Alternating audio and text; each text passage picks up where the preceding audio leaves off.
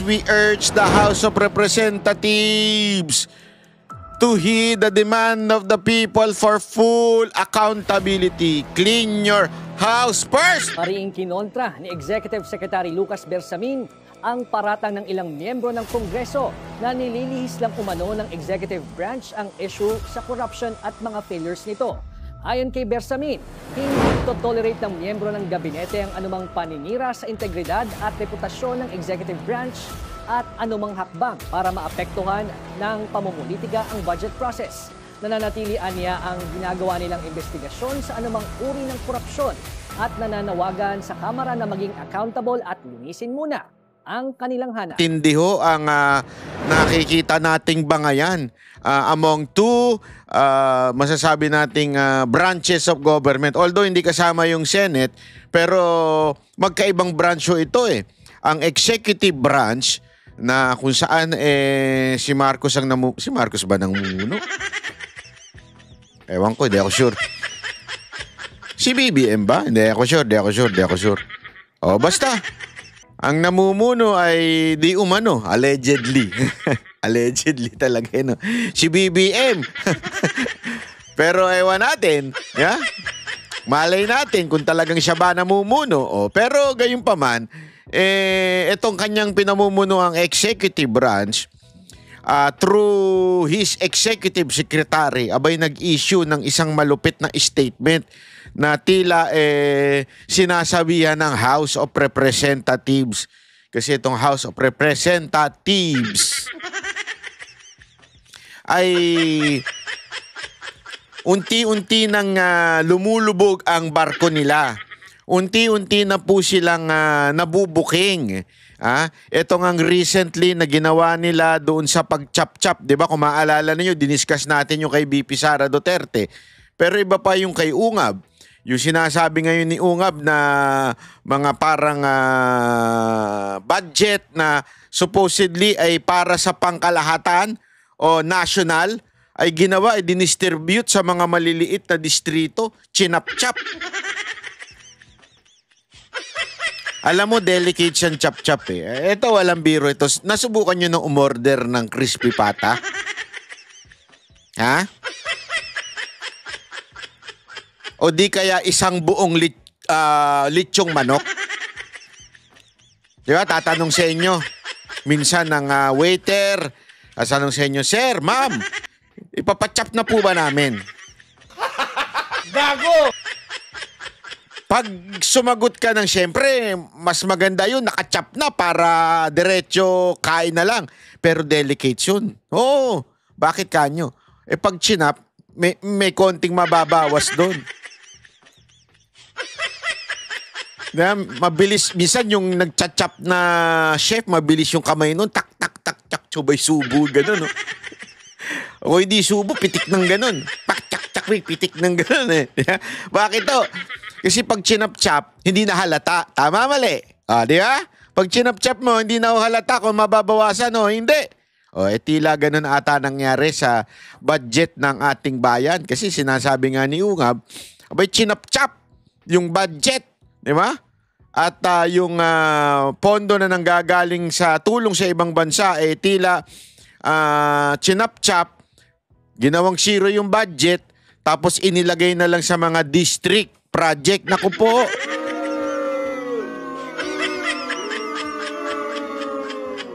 Sino ba sa Congress natin ng mukhang chef? Alam nyo na kung sino. Hindi ko na kailangan ispelingin. Mukhang alam nyo na kung sino yung chef sa Congress. Grabe ka naman. Para mo naman pinatatamaan si Ninong Ray niyan. Hindi kasi alam mo, ewan natin pero pagka, ewan ko sa Pilipinas parang standard pagka chef ka medyo malusog ka eh. Ninong Ray, biro lang ha.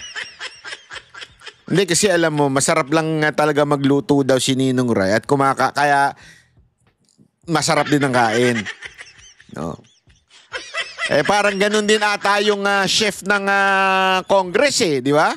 Sa sobrang daming napipitik o sa daming nabubulsa Abay, lumalaki din. Gago! Sino kaya yon? The Who, itong tsumachap-chap ng pondo ng bayan natin. Ayan ang ating alamin. At dahil nga po, nabubuking na sila unti-unti. At dahil nga po sila po ay nabibisto na. Di ba? Oh, ito na ngayon ang panahon para magtututuro. Yan. Nagtututuro na sila ngayon. Oh, kaya nga, si Executive Secretary, ayan, sumulat na. Statement of the Executive Secretary. The Cabinet strongly objects to the recent spins coming from certain member of the House of Representatives. Umi-spin na daw kayo ngayon. Who are thereby attempting to shift the blame for their own corruption and failures onto the executive branch. Gago! Ladies and gentlemen, nanggaling na po sa bibig ninyo, Mr. Executive Secretary, that there is corruption in the House of Representatives. Kaya nga alam mo yung style ni Marcos na paiyak-iyak. Tapos ako kasi, eto, sabi nga ni BP Sara Duterte, di ba?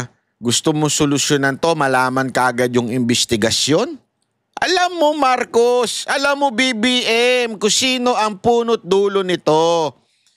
Wag na tayo magpajikot-jikot dyan. Alam mo kung sino ang punot dulo ng korupsyon ng budget. As a matter of fact, nung panahon ni Pangulong Duterte, tinangka din yan. Kaya nga vinito niya yung budget noon eh. Kasi tinanggal niya yung mga insertion ng mga ulul na mga congressman natin. Dahil yung mga congressman natin na yan, anak na mga... Sila po talaga ang meron ng nature na mga magnanakaw. Huwag na po tayo magpaikot-ikot, Mr. President. Ngayon, ikaw ang may alam. Ang pinsan mo, ang leader ng Kamara. Don't tell me wala kang alam. Ano to? Wala ka na ba talagang alam sa buhay? Hindi, talaga bang isa kang inutil na presidente at wala ka nang alam? Diba? Alam mo nangyayari dyan. Pero bakit ayaw mo magpangalan? Alam mo kung sinong kumakalikot ng budget natin. Ayan na nga nanggaling na sa executive secretary mo for their own corruption. Attempting to shift the blame for their own corruption. Ibig sabihin meron talagang corruption sa kanila. At ngayon, itinuturo sa inyo. Ikaw naman, para kang inutil na presidente, nakatanga, nakanganga. Executive secretary mo na nagsasalita, ang ikaw,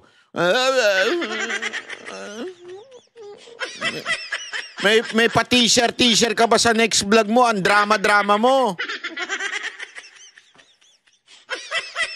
Uulitin ko, wala kaming pakialam sa emosyon mo, wala kaming pakialam dyan sa drama mo.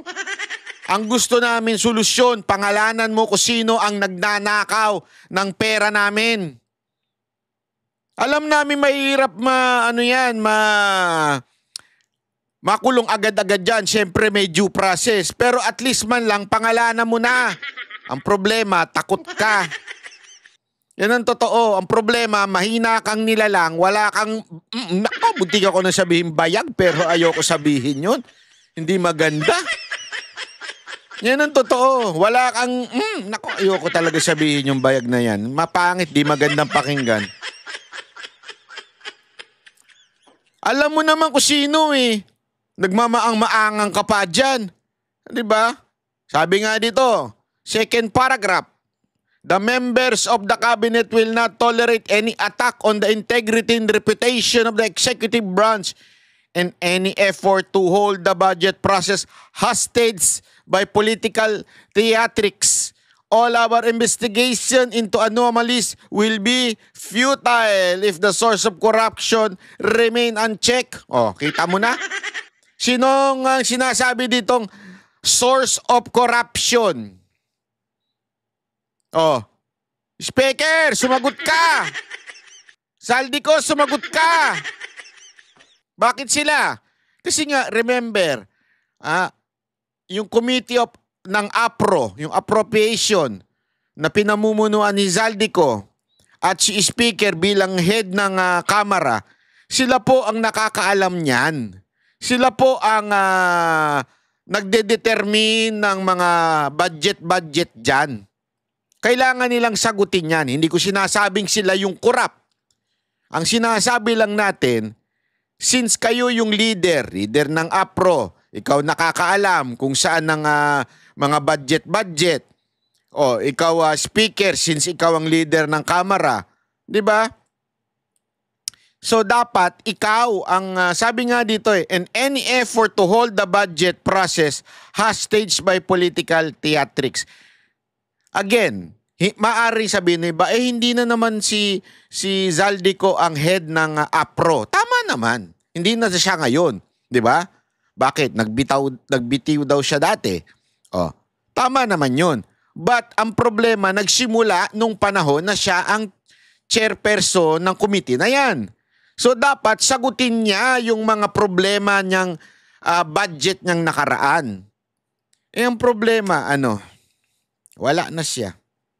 Nasa Amerika na. Mukhang di na. Naku, patay tayo dyan. All our investigation into the anomalies will be futile if the source of corruption remains unchecked. Hence, we urge the House of Representatives to heed the demand of the people for full accountability. Clean your house first!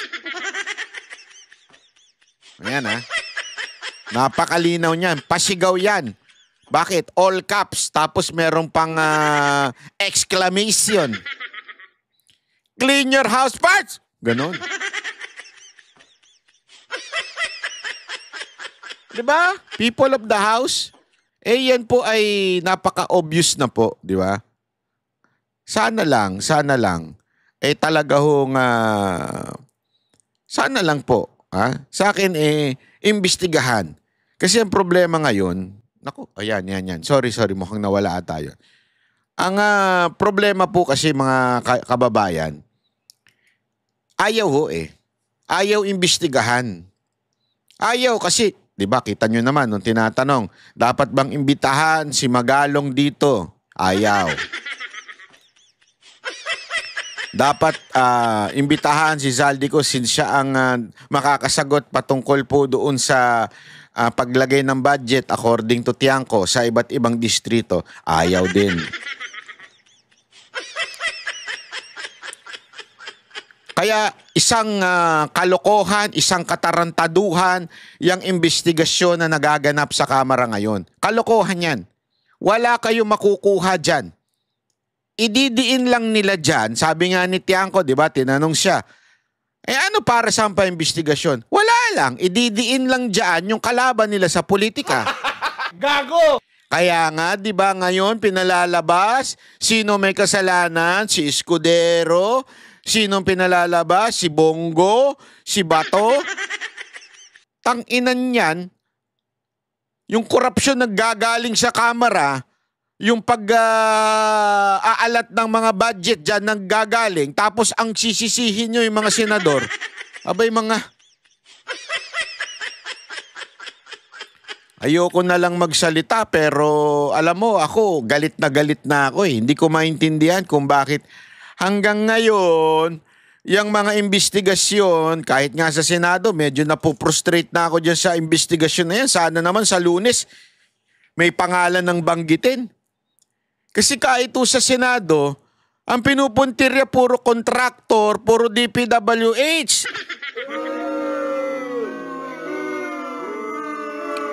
Alam mo, tanungin nyo taong bayan.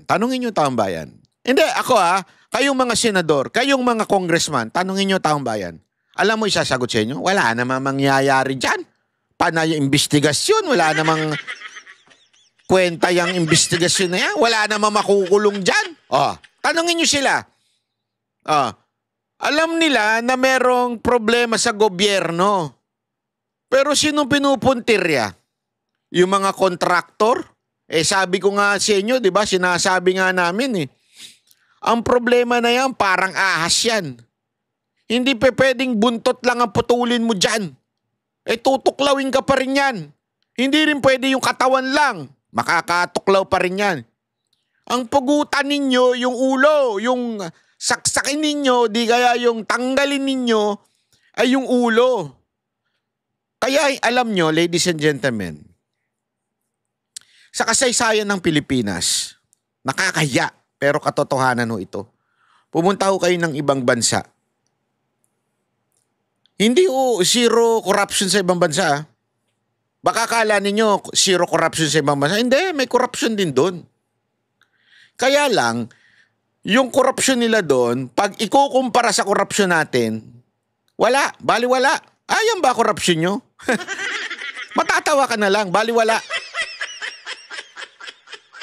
Yan ang tingnan ninyo. Kaya parang ang linis-linis, parang ang ayos-ayos ng gobyerno nila, parang ang ganda-ganda. Pero may corruption din sila. Yan ang lagi nyo pagkakatandaan. Ngayon, ito lang ang problema sa atin. Sa atin, sagad. Sagad sa korupsyon. Ultimong yung mga supposeding magsasaayos ay napaka-corrupt. Yung dapat sisihin, nagsisisihan.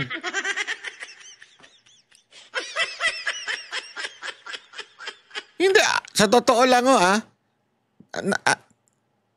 isang malaking katarantaduhan na po yung nangyayari sa bayan natin Ladies and gentlemen, people of the earth, especially the Filipinos around the world and itong sa ating bayan, tinatarantado na tayo ng gobyerno. Parang wala na tayong kakampi. Honestly, ako napuprostrate na ako Parang wala na tayong kakampi. Ang talagang nakakakita na lang ng katotohanan, sorry to say ay yung mga netizen, mga social media vlogger, sila na lang po yung nakakakita ng katotohanan. Bakit to? Frustrating yung hearing, wala nang kwenta. Wala kaming pakialam kung magnakaw yung si Diskaya. I mean, alimbawa lang totoo yung sinasabi ninyo, magnanakaw yan si Diskaya, o di kaya yung iba pang mga kontraktor, hindi yan ang pakialam namin. Tangina, wala naman nanakawin yan kung wala magpapanakaw.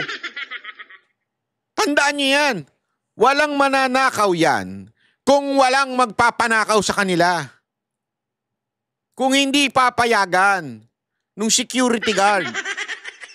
Hindi, ito walang biro Halimbawa lamang sa isang opisina, may magnanakaw. Pero may security guard. Kung hindi pipigilan ng security guard, yung magnanakaw, wala mangyayari. Ito pa masama, yung may mismong nasa management ang nagbigay doon sa magnanakaw. Ang importante lang, may party sila. Tanungin kita, paano mahuhuli yun? Paano matitigil yung pagnanakaw sa isang opisina kung yung mismong management ang nagpapanakaw? Kahit tanggalin mo lahat, iban mo lahat ng kontraktor ngayon. Ngayon lang yan, hindi mo nabunot ang tunay na problema ng bayan natin. Kahit palitan mo yung gwardiya bilang DPWH, kahit palitan mo sekretary niyan, palitan mo lahat yan. Kung yun nasa management, ang nagpapanakaw at nagbibigay, ito palitan nyo yung, yan, palitan yan, pero panakaw natin ulit ito.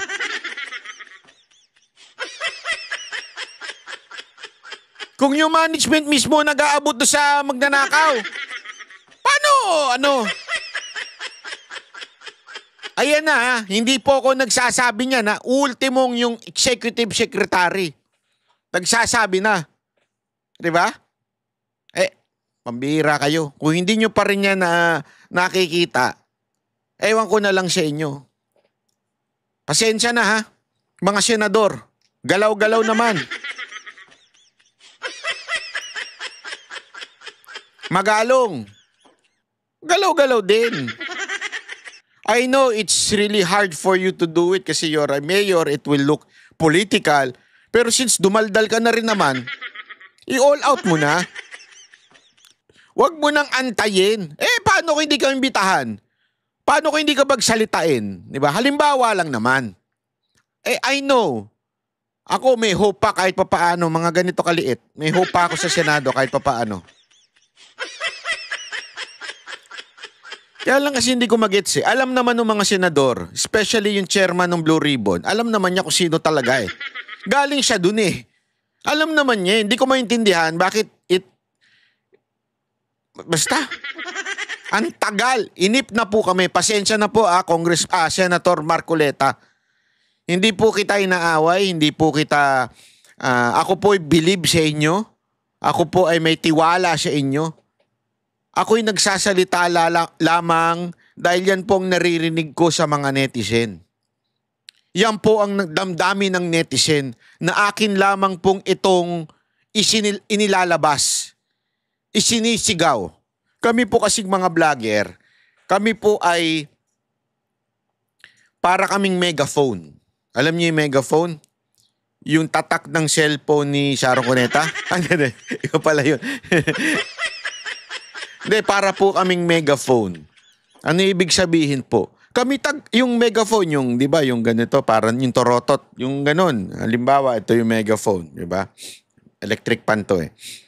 Pag itinapat mo yung bunganga mo dyan, kung ano yung sabihin mo, malakas.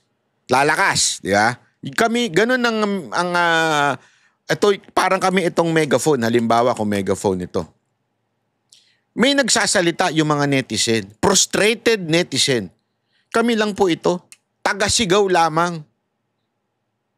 Taga-sigaw lang. Ako po, ang dami ko na nakakausap. Alam mo, sagot nila parate. Banat ba? Ano na? Kamusta na? Parang wala namang mangyayari dyan sa mga investigasyon na yan. Wala naman nakukulong. Tsaka bakit tila parang yung mga kontraktor lang ang hinahabol nila? Yung mga DPWs na nag-resign na, wala na. Di ba? Kailangan may makulong eh. Kasi may nanakaw eh. May nawala sa kaban ng bayan. At we're not talking about millions here. Villanueva, akala ko ba galit na galit ka nun? Di ba? We are not talking about millions here. We are talking about billions. Alam nyo, yung billions na yan are killing people. Why? Yung billions na yan, kung inilagay nyo lang sana sa mga ospital na tulad ng mga panukala ni Senator Bongo. Hindi, ito walang biro ito Ang daming panukala ni Senator Bongo about health. Ako kaya sumusuporta ako kay Senator Bongo dahil doon. Alam ko kasi yan eh.